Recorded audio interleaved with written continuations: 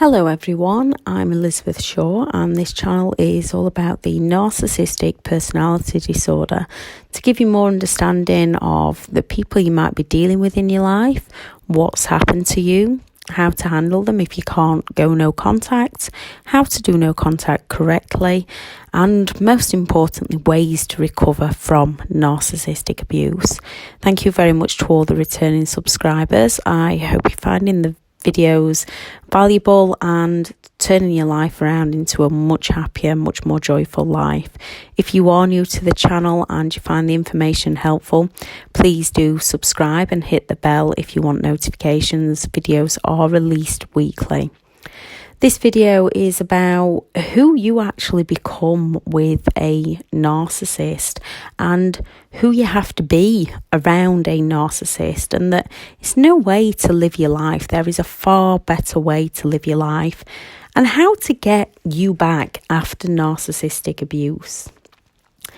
When the narcissist comes back with all the false apologies, promises of change, due to the trauma bond, when they offer that intermittent idolization stage and begin to play nice, because you have empathy and care for those in your life, you're a good-hearted person that forgives others and wants to help them change.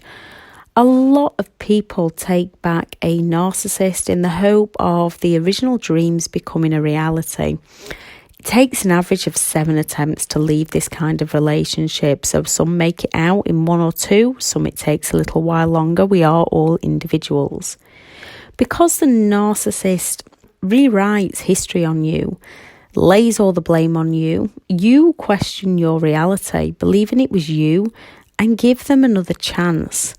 So here's something to remind yourself of reality. Yes, it's hard to start walking away from toxic people. However, if you feel like this around anyone in your life, it's time to walk away, time to stop helping them, and it's time to start helping you. Here's how most people find themselves in an intimate relationship with a narcissist and around other narcissistic people, and why it's just a traumatic, painful experience throughout, and how you end up behaving around a narcissistic person. A narcissist will stay around as long as you never expose them.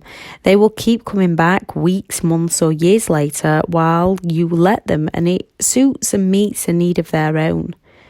So you must be able to provide them with constant praise, attention, caring, kindness, generous gifts, and always support them emotionally, mentally, physically, spiritually and financially, and you'll find that they do not support you. You must be able to deny yourself of all life's pleasures and hand them all over to the narcissist happily, making their life as exciting, interesting and as fulfilling as possible, while you slowly lose the happiness and joy within your life. You must be able to live without true intimacy, true communication, true love, true honesty or trust. You must be okay with being cheated on time and time again, lied to and manipulated constantly while they accuse you of cheating on them. You can live with the hope of improvement or change, yet this is only ever temporary. And you must get used to the fact that no matter how hard you try, it always cycles to them hurting you, yet they will blame you for doing it. Or that if you hadn't, I wouldn't, or you're insecure. You must never have an opinion, desire, want or need of your own or that differs from the narcissist. To the narcissist, this is selfish behaviour and not acceptable or tolerated. You must allow yourself to be devalued and discarded for being weak and not having the guts to stand up for yourself. Or if you are strong and try to stand up for yourself, you must allow yourself to be devalued and discarded, because with a narcissist, you will not win. The only way you will win is by walking away, leaving them in the past and moving on to your future. You will live without security, without self-esteem, without peace or without any comfort. You will live with secrets, lies, betrayals, false truths, slander, or any manipulative action the narcissist chooses to impose on you. You will live without boundaries, any other self-respecting goals or aspirations that you have of your own. To the narcissist, these are a game to be broken down and become null and void. You will end up living your life knowing that the person who you are giving everything to will never be there for you mentally, physically, spiritually, or financially. If you are diagnosed with an illness or have an accident, you are on your own while the narcissist is out enjoying attention and praise from other people until you can attend to their needs again. Even then, they'll still be going around getting attention from others. You will also be made to feel guilty and feel genuinely sorry that your illness or injury has caused a massive inconvenience for the narcissist. How dare you not be able to serve them? You will be treated as completely worthless. Also, you have to accept that you will be the one to have caused all this drama. Within the narcissist's eyes, it will be all your fault. You will have co-workers, friends, family members removed from your life until you are isolated from all support and only have the narcissist to go to. You will have to be happy to agree to give up your career or your job should it interfere with your ability to be able to take care of all the narcissist's needs. You will live without love, respect, affection, or attention from your children because they also live to serve the narcissist. They are also programmed to meet the narcissist's needs. They see no value in you because you don't see any value in yourself because that's slowly being taken away from you, or because they've been conditioned by the narcissist to believe that you are worthless and not worthy of such things, with more manipulation and mind games. You must be willing to wake up one day to discover the narcissist has left you without understanding why they've left, where they went, who they are with, or when they will be back, until they return days, weeks, months later, like nothing ever happened. And sometimes it can be years and they can return. When they return, you must be willing not to ask too many questions. Do not speak of your feelings. Do not try to engage them in any serious conversation at all. Simply resume your position of loving for them, caring for them, being kind to them, making sure they feel wonderful about themselves, no matter how confused and hurt you feel. To them, your feelings are not important. You must be willing to always be wrong. Take the full blame. Apologise and beg for forgiveness for everything the narcissist imagines, and they do imagine an awful lot, that you did to hurt them. Whether you really did it or not, to them is irrelevant. Most often, it's them who hurt you, but it's unacceptable for you to think this way to a narcissist. So you must apologise for not stopping them for making the wrong decision, and their lousy choices in life is all your fault. To the narcissist, that is what they believe. It is your fault and it's not their doing. You must never offer advice or suggestions that might prevent your narcissist from making the wrong decision. Because to them, even if you mean this in a good way, this is criticism and you will be punished severely for any criticism. You will get the silent treatment, you will get attacked on personal levels, or your securities will be used against you, and it will cut you to the absolute core.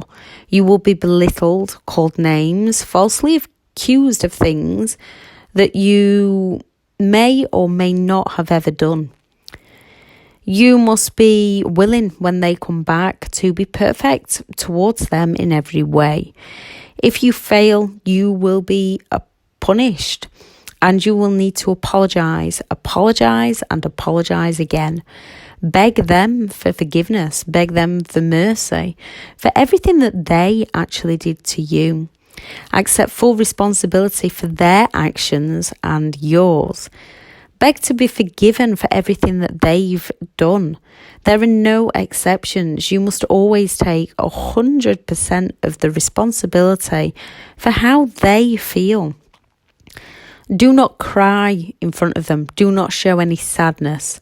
Do not show any emotion that might challenge the narcissist's self-esteem. Do not express any emotion other than happiness that they have come back to you. It doesn't matter that the narcissist behaviour is killing you. You cannot show this to them. That is a huge mistake, as a narcissist senses that you are unhappy in the relationship, and in their minds this forces them to leave you again, to go find someone else who is more positive and superior to you, to go and find someone who basically can't see through their bullshit anymore. Someone who won't ask questions, won't feel emotions, doesn't feel hurt or abandoned. Someone who will listen to their stories of how horrible you have treated them and be willing to give them what you can't or won't, because you've realised what a toxic person they are. You must be willing to be abandoned and left with no resources to take care of yourself or to take care of your children, and you will not be given any explanation. You must be willing to put your entire life on pause at any given moment without warning, and be prepared to wait patiently until the narcissist becomes bored or a new person sees through them, sees what they're up to, or the new person displays feelings of unhappiness and becomes worthless to the narcissist, and then they will come back to you. You must be willing to be patient and wait. Do not feel sad, do not cry, do not react negatively. Stay positive, and they will cycle back round to you if they feel like you can meet a need of theirs at that time. You must be willing to allow this in and out behaviour to happen multiple times and never tire of it. And you must never see it as an issue. You must be willing to embrace the revolving door of the narcissist doing what they want, when they want, without a care to how it makes those around them feel. You must be willing to appreciate the uncertainties, the anxieties, the insecurities of them leaving you for someone better. They're not better. They're just someone who can't see the narcissist manipulation, and leaving you for someone better anytime they feel bored with themselves, with their life, or feeling like they're not getting their needs met. You then have to be grateful, thankful, and appreciate that you are special enough to the narcissist for them to return to you whenever they choose. You have to be satisfied with being either weak enough to tolerate their abuse, yet strong enough to keep yourself from going completely insane from all the insanity of your day-to-day life with the narcissist, who will confirm in your mind that it's you. It is not you. Abuse is abuse. No one deserves to be abused. But they will say that you're crazy, that you need help, that you're depressed. And you don't recognise that it's actually the person you're surrounding yourself with that's sending you that way. You must do as the narcissist says, without faking it, meeting all their expectations, even though you don't fully know what their expectations are, because they don't actually communicate their wants or needs to you. And if they do, it's often a fantasy made up in their own head, either by watching porn, the envy of friends, the envy of their boss or family members, and it changes weekly, daily, hourly. Yet you are expected to know what they want And in their eyes, if you really love them, you will know what they want and need at all times without them having to tell you. And you should be more than willing to provide it to them happily, even though they give you nothing back in return.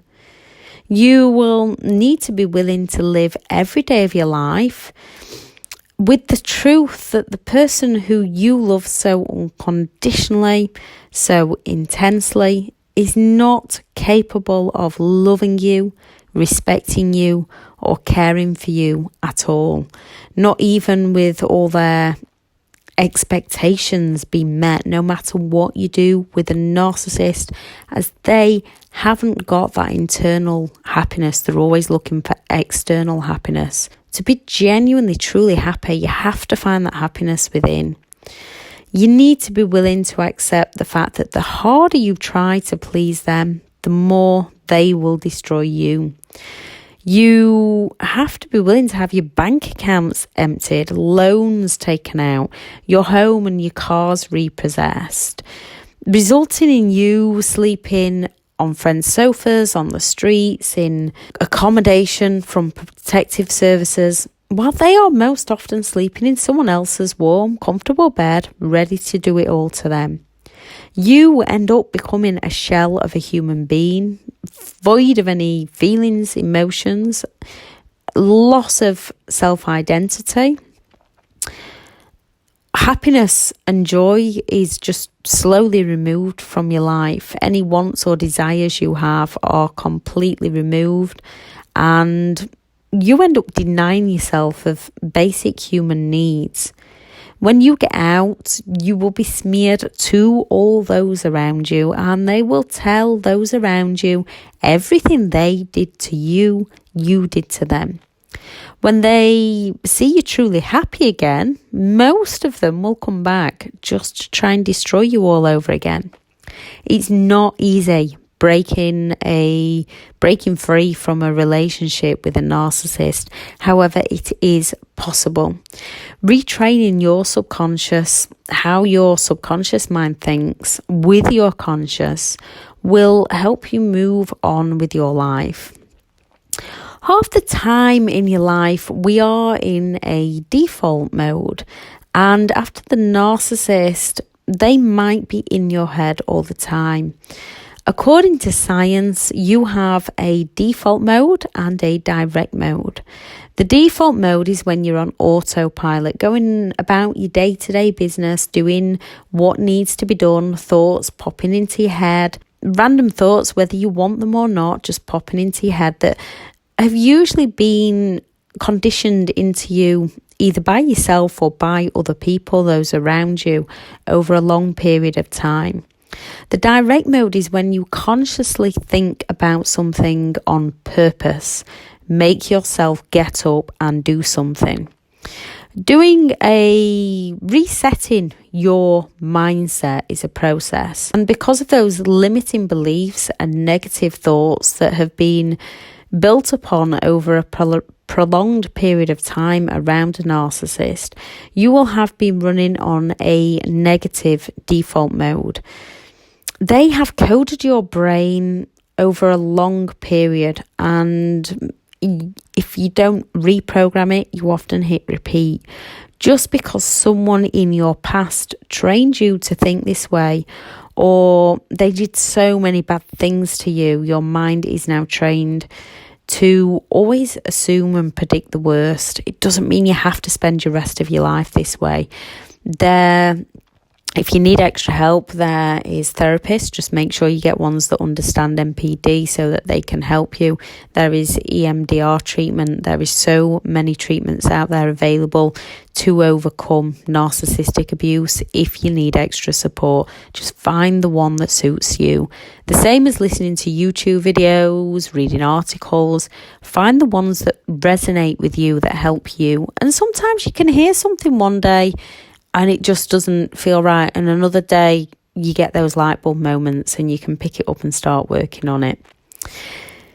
If you allow your default mindset to continue thinking, why me? What else could go wrong? I can't do this, I'm not happy, I'm a loser, I'm not worthy, I'll never be good enough, no one will love me, no one cares about me, I'm a failure, there's nothing I can do about the situation I'm in right now. Life gets and will become harder and harder. The problem is, these thoughts are valid within our mind. These thoughts have gone into our default mode and they should not be there. They are negative beliefs that hold us back. You can change this default mode of negative thoughts into positive ones. In life, bad things happen. That's life. Life can be cruel, and I know that's not helpful, but it's true. It can be draining and it can be hard. And I've lived a narcissistic relationship, and I do not deny at all that you've experienced some of the cruelest times in your life and some of the most painful times in your life, especially around narcissistic people. We do need a default mode for certain things. We go about doing in our day-to-day. Our default mode is used for things like walking, picking up a pencil, brushing our teeth. We do need that default mode, so we don't have to consciously think about the simple tasks, so that we can just get up and do them. You know all too well that you need to make changes in your life. You want to make changes in your life. But then when you start to think about change, you can stop yourself and start worrying about all the things that could possibly go wrong and go back to default mode. So you need to start asking yourself questions like, how well is my thought process serving me now? How well is my default mode working for me right now? Are the things within my life getting any better? Is there anything I can do to improve on my life? So you can carry on how you are and change nothing, or you have the power, you have the strength, you have the control to change how you think, and you can change everything. You've just got to work at it and believe in yourself, because you can do it. People have done it before you, and you can do it too. When you change how you feel, you will make significant changes in your life. When you change how you see things or think about things, the things you see or think about change. Like when you learn to ride a bike, it takes time to learn to balance, to pedal, and to drive yourself forward. It takes practice. You might fall off a few times and hurt yourself along the way, but you get back up and you go again until you can do it. Learning to swim, thinking about the movements, the strokes, where your legs are going, where your arms are going through the water and learning that technique. It takes time and practice until one day you can just do it. If you naturally kick a ball with your right foot, you go on autopilot, you use that default mode to do it. If you're naturally right-handed, you automatically pick the pen up with your right hand, go on autopilot and start writing. Yet you can make yourself kick that ball with your left foot. You can make yourself pick that pen up with your left hand and begin to write. You can make yourself pick that bicycle back up, get back on and go again. You can make your arms and legs work together how they should through the water to swim using a stroke that is comfortable and for you. You have to deliberately direct your thoughts to kick that ball with the other foot, to lift that pen with the other hand that you don't usually, and then practice. You will feel uncomfortable when you start. If you try it, if you're not ambidextrous, if that's the right word, if you sit and try it now and you're right-handed, write with your right hand and then try with your left hand, it will feel uncomfortable. It will feel unnatural. It will look messy and it will look sloppy and it will be difficult to read it. And the same if you like to kick a football. If you go out there and kick it with a foot that you don't usually use, it's not going to go as far as it normally does because it's new, you're learning. And this is exactly the same as making yourself think about things in a more positive way. It will feel strange. It will feel uncomfortable. It will feel unnatural. It's going to get messy in the middle. You need to be optimistic, and you need to support your own thoughts. You need to think positive. You need to think things are possible, and then you need to work on it. And if you're struggling with things, try and find someone that has done it before you so that you can see it's possible. Try and find something where you've done it in the past, something you've achieved in the past, to prove to yourself that it is possible. It's going to be a process that takes time, and we all have setbacks along the way when we don't see significant change straight away. But we have to keep going, keep changing, keep learning, and keep growing. So you can choose to either carry on with the default mode, or you can deliberately choose what you want to think about. Being a deliberate thinker is a skill set. And just like any other skill set in life, just like learning to swim, learning to ride that bike, learning to walk, learning to kick that football, learning to talk, learning to write with the hand you don't usually write with, it's a skill, and you have to practice and keep on practicing until you can master it for you. And it's your life. With good intentions, there's no wrong way or right way to live your life. So it's finding the methods that work for you and losing the methods that work against you. You can do it. Anything is possible that you want to put your mind to. And the autopilot is excellent on the right things. But if you've been around a narcissistic person in your life, you will know it's horrible on the wrong things. When we change how we think, we change our life. And if we change how we think for the better, we change our life for the better. Whatever it is that's stopping you right now, whatever your limiting beliefs are, write them down. However that person made you feel, any setbacks that you've had. So if they've programmed you and you are now feeling like, I'm not good enough, I cannot trust everyone, it's just too hard, I've got nowhere to go, my heart's had enough, I don't know how to start rebuilding my life. Whatever they are, whatever's programmed into your default mode, you need to sit down and write them all down. And then you need to look at them and ask yourself, what have these beliefs cost you in your past? And then write down what they are costing you in your life. And if you don't change them, what will they cost you in your future? So things like, I cannot trust anyone. You may have been isolated, or you may be isolating yourself. And is that bringing you true happiness? Is that bringing you inner peace? Do you want to be alone for the rest of your life? And there's nothing wrong if you do, it's your life. And then writing that I need to learn to trust myself, listen to my instincts. Now you know how the default mindset is affecting your day-to-day. You need to do a reset of it. Every time old limiting beliefs come into your mind, catch that negative default mindset. Take control back of your mind. Your mind is the most incredible, powerful thing. And then deliberately direct a good thought into your mind. You need to reset your mindset to take back control of your mind, your thinking, and your own life. You no longer have to live your life with the past. The past can be left in the past, and you can start using your present to retrain how you want to think, to set yourself free, and to recreate your future, to start creating your future to work for you. So no more, no one will ever love me. Now it needs to be things like, the right people will always love me. In fact, it's always best to start off with, I love me for me. Being who you want to be, how you want to live your life.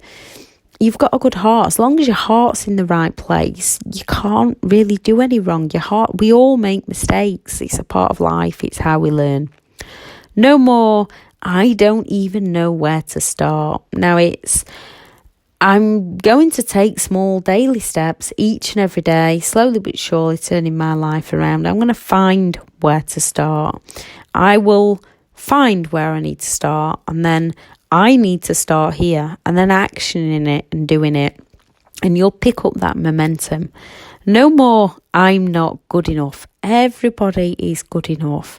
Now it's, I'm good enough for me, and the right people will understand me. No more, I don't trust anyone. Now it's, I trust my instincts. Albert Einstein's quote, "The significant problems we face cannot be solved at the same level of thinking we were at when we created them." So it might sound incredibly difficult, but once you start taking back control of your mind, your thoughts, your feelings, taking back control of your emotions, handling all your emotions the right way, life will get so much better for you. And bad things will happen. That is, hard times happen. That's a part of life. But you will know how to handle them with ease and with dignity, and be able to understand that it's a moment and you can move past it and create better things for you. I shall add a video in the links on how to handle your emotions, and a video on signs that you are dealing with a narcissist. But whether you're dealing with a narcissist or not, abuse is abuse, mentally or physically or both, and you don't deserve that kind of treatment. You also deserve to be happy. Everyone has the right to be happy and find the joy within their lives. Today, sit down and start writing out your thoughts. Start writing out those negative thoughts. Start writing out those doubts, and start swapping them around in your mind. And pattern interrupt, I'll add that video into the description as well, because that helps explain how you do this on a day-to-day basis. Thank you very much for listening.